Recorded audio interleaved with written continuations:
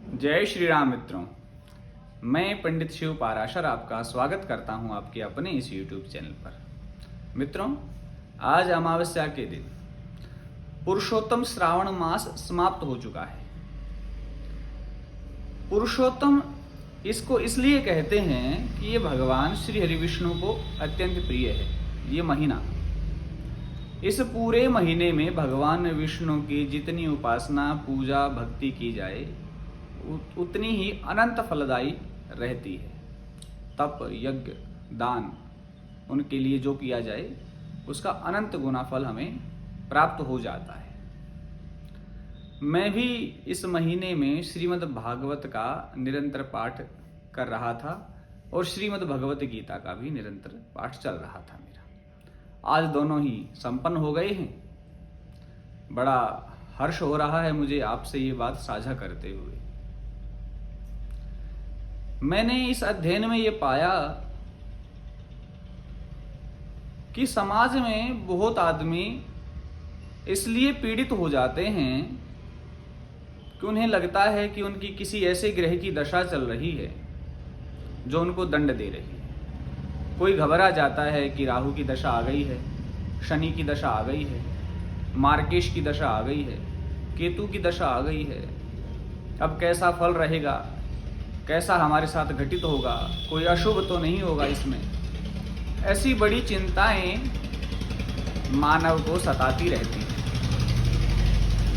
लेकिन इन दोनों ग्रंथों के अध्ययन से मुझे ये जानकारी मिली है जो मैं आपसे साझा कर रहा हूं। मित्रों, हमें सिर्फ और सिर्फ हमारा कर्म ही दंडित कर सकता है।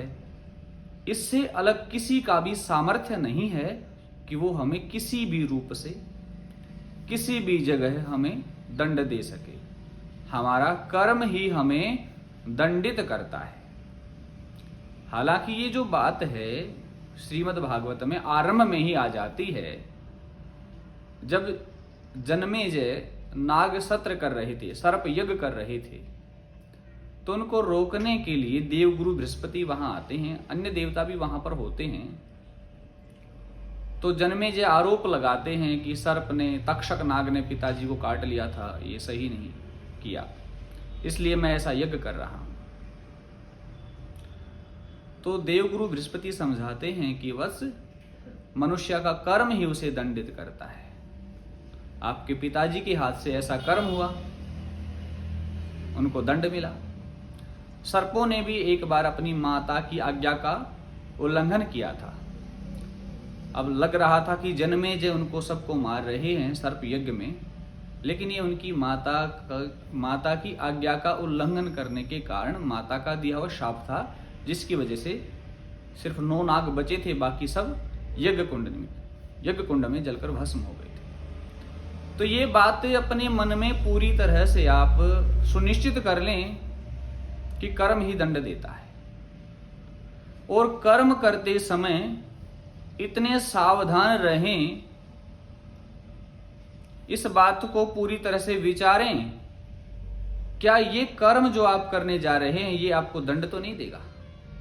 अगर आप सजगता के साथ अपना कोई भी कर्म करते हैं तो निश्चित रूप से आपको जीवन में, मुझे नहीं लगता कि कोई परेशानी होगी, क्योंकि ये मैं ग्रंथों के आधार पर आपसे ये बात कर रहा हूं।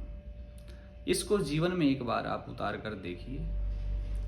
आरंभ में हो सकता है कि कुछ परेशानियां आए, क्योंकि हमारा प्रारब्ध हमारे साथ चलता है, पूर्व किए हुए कर्म हमारे सामने आते हैं। लेकिन अगर आप आज से इस कार्य को कर रहे हैं तो आगे आने वाला भविष्य उज्जवल रहेगा। बस आज की वीडियो में इतना ही। फिर मिलते हैं नई किसी टॉपिक के साथ। जय श्री राम, नमो नारायण।